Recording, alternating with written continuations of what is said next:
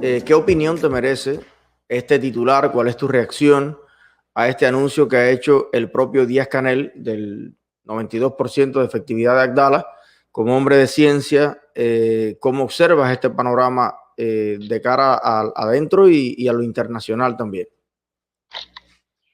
Bueno, mira, Eliezer, yo estuve impartiendo clases de inmunología durante 10 años en la Facultad de Biología, y una de las cosas que yo siempre le decía a mis alumnos, y espero que ellos recuerden esto que yo les decía, era que el científico debe desconfiar de todo. Y desconfiar de todo es incluso desconfiar hasta de los libros, incluso hasta desconfiar del profesor. Yo se lo decía. Y lo bueno que tiene la ciencia es que para uno llegar a una conclusión, uno puede escoger diversos caminos de distintas maneras, ¿no? Y lo que sucede aquí dentro de Cuba es que no hay ni organizaciones ni instituciones realmente independientes. Entonces, ¿qué es lo que sucede? Que Díaz-Canel dice algo que puede ser verdad o puede ser mentira. Dentro de Cuba no hay forma de verificar que sea verdad o no, que sea verdad lo que dice Díaz-Canel o lo que dicen los medios oficialistas. Fuera de Cuba, en países democráticos, sí hay forma. Y creo que estaría cometiendo un grave, pero un gravísimo error. Serían muy brutos si ellos intentan, si la dictadura intenta estafar, digamos, al mundo con una vacuna que tenga una eficacia distinta a la que ellos están publicando. Primero, mira, el valor del 62% de eficacia de Soberana 02 puede ser real, puede ser mentira, pero puede ser real. Y de todas maneras, siendo real, me parece que no sería suficiente, por lo menos depender de la vacunación con Soberana 02 para alcanzar lo que se llama inmunidad colectiva, que le llaman también inmunidad de rebaño.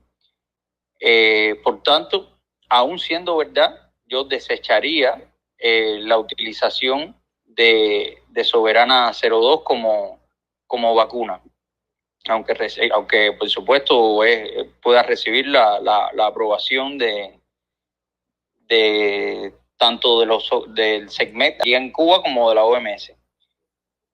Por otro lado, la vacuna, el candidato vacunal Abdala, que puede ser, vamos a asumir primero que sea verdad, que tiene una eficacia del 92%, cosa que es muy extraño que ellos nunca hayan publicado en revistas científicas los resultados parciales que iban teniendo de cada una de las fases, y eso por supuesto que levanta altísimas sospechas. Pero asumiendo incluso que fuera la verdad que Abdala tiene un 92% de eficacia, una cosa que es importante señalar es que es distinto lo que se obtiene en el laboratorio a lo que realmente llega a la población, y no solamente a la población cubana, sino a la población de otros países.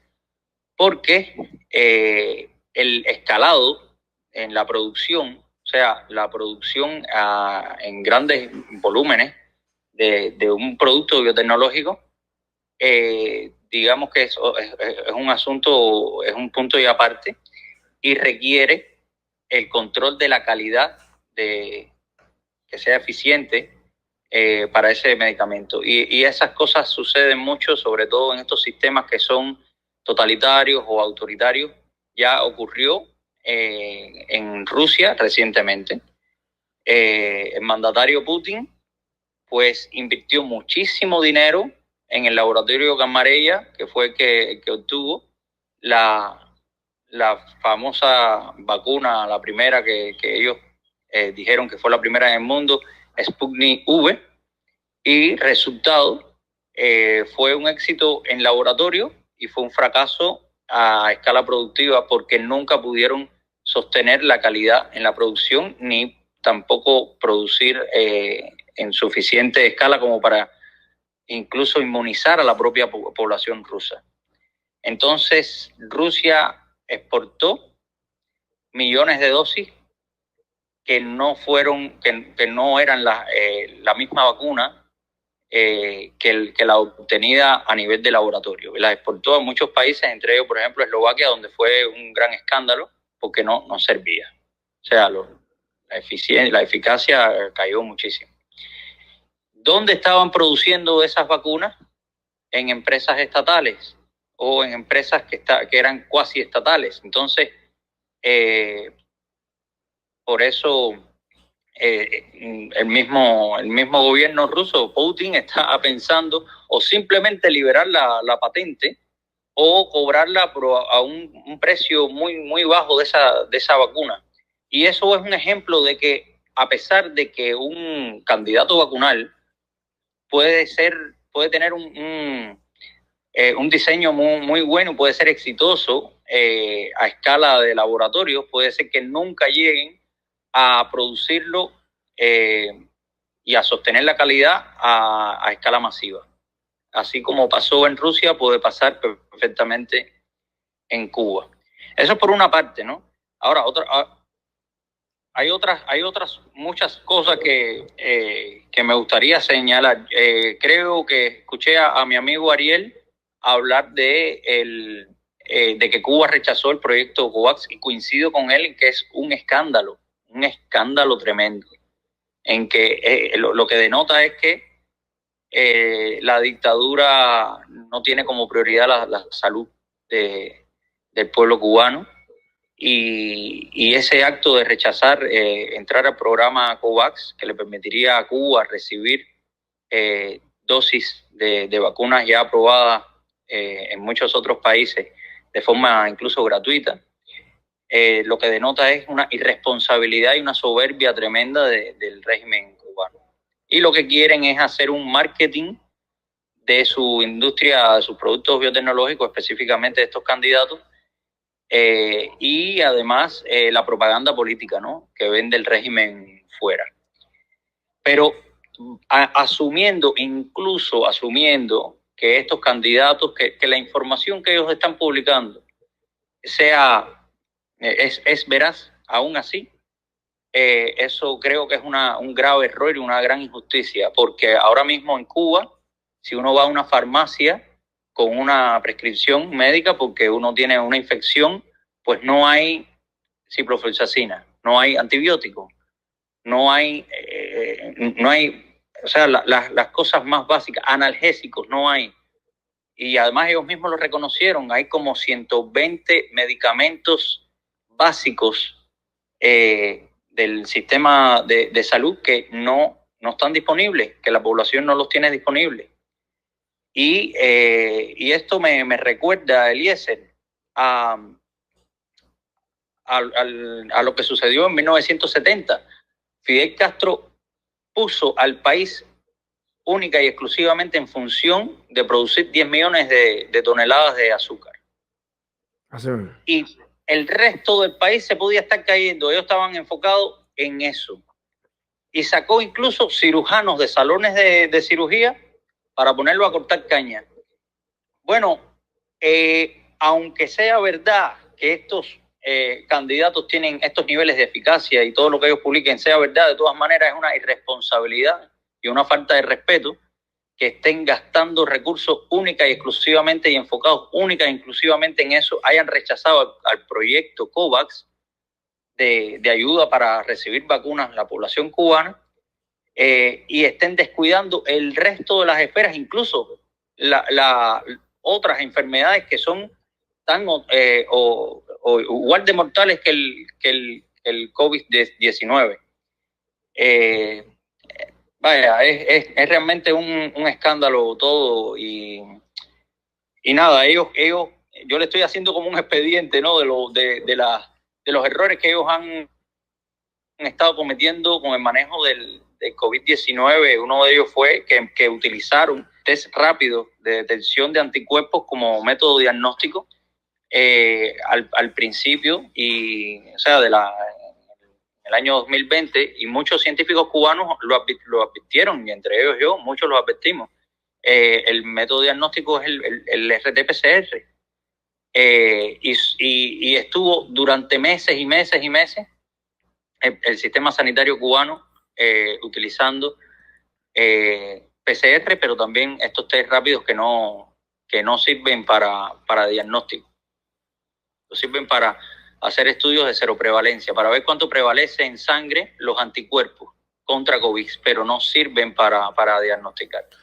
Oscar, en términos de ciencia y cada vez más en términos ciudadanos, ¿tú priorizarías la fe y la confianza, la ideología o los números, los datos, la transparencia para un asunto tan delicado como este?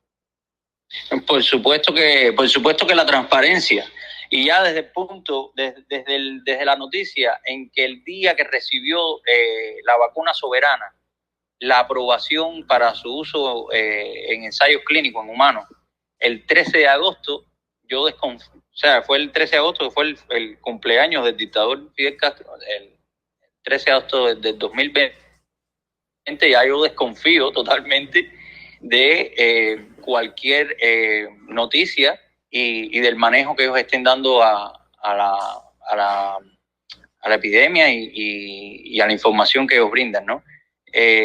Yo te voy a decir una cosa, mira, porque yo estuve trabajando allá dentro del polo científico, dentro de los centros de investigación, hay muchos científicos que son inteligentes, que son competentes, que son buenas personas, que me imagino que si están ocurriendo estas cosas, ellos deben tener un conflicto interno tremendo entre lo ético y lo conveniente, algo parecido a lo que yo escribí sobre la educación de un hijo vista por un padre, ¿no?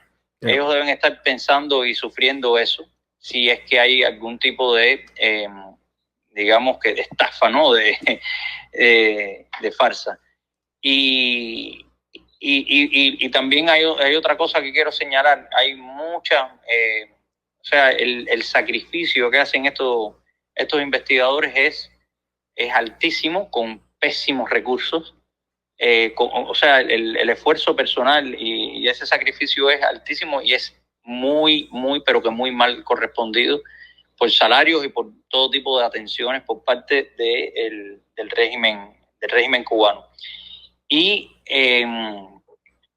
nada, lo que pienso es que más tarde o más temprano se va a conocer, sobre todo de bocas de estos científicos que estuvieron trabajando, cómo fue que se desarrolló todo de verdad, todo porque yo no creo la realidad, yo no creo, por ejemplo, el 13 de agosto, yo no creo que haya coincidido que la fase preclínica haya estado toda terminada justo para ser aprobada por el CEIMEC el 13 de agosto del 2020, la vacuna Soberana 02 para iniciar. Y ahora Abdala para el 26 de julio. Sí, exactamente. Te das cuenta, mira, ¿cuál es la probabilidad de que coincidan el avance de una investigación con estas fechas? ¿No? Te das cuenta que están sujetas a cuestiones políticas y mediáticas, ¿no? Entonces ya cuando se prioriza los intereses políticos por encima del rigor científico, ya uno, o sea, le pierde el respeto a esas noticias, le pierde desconfía de toda la información que ellos te están brindando.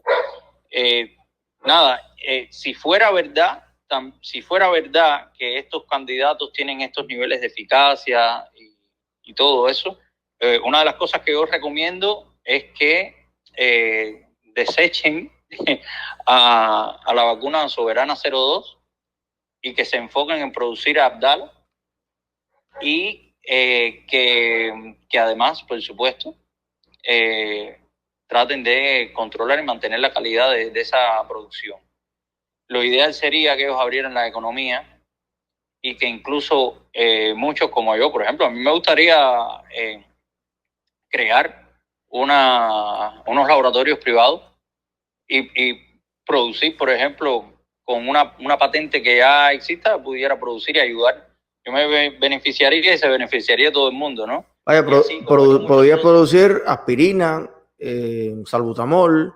Podría producir los genéricos, muchos medicamentos genéricos que ahora mismo no hay en la farmacia, por ejemplo, y pudiera también, ¿por qué no?, producir esta misma vacuna, y probablemente a lo mejor mi vacuna Abdala mantenga más la calidad que la que se produce en un centro estatal, ¿no?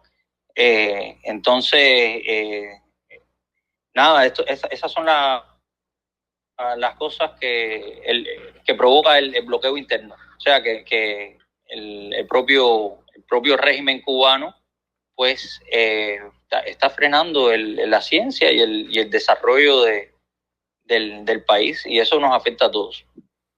Oscar, te mando un gran abrazo. Somos 1.772 cubanos en vivo en este momento y todos te agradecemos la lucidez y la claridad en tus palabras, sobre todo viniendo de alguien que conoce pues desde adentro cómo funciona pues el sistema productivo de la ciencia y la ética que debe distinguir los pasos, los procesos, que es la parte ausente en este anuncio, o por lo menos, y ausente no quiere decir, como bien tú dices, que no esté, pero si está, ¿por qué no la vemos? O sea, porque tú dices, bueno, ¿por qué no revelan los datos? Mire, si ellos saben que los datos se los van a pedir en cualquier parte del mundo y usted los tiene, ¿cuál es el objetivo de no mostrarlo? O sea, evidentemente algo tienes que ocultar, pero no es porque lo diga yo, porque realmente si los tienes, muéstralo. ¿Cuál es el punto? O sea, ¿de qué es el picadillo? Dilo. Un abrazo, mi hermano.